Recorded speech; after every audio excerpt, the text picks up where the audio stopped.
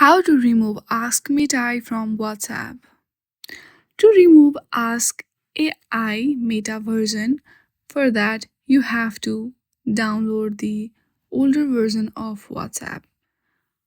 This feature is only available on the new version of WhatsApp, so if you want to remove it, then you have to download the older version.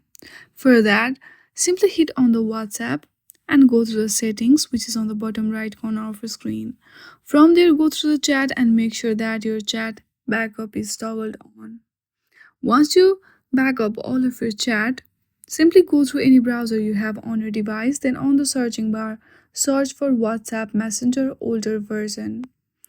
Then there you will see a lot of version. Among them, download whichever you like, but do not download the latest one.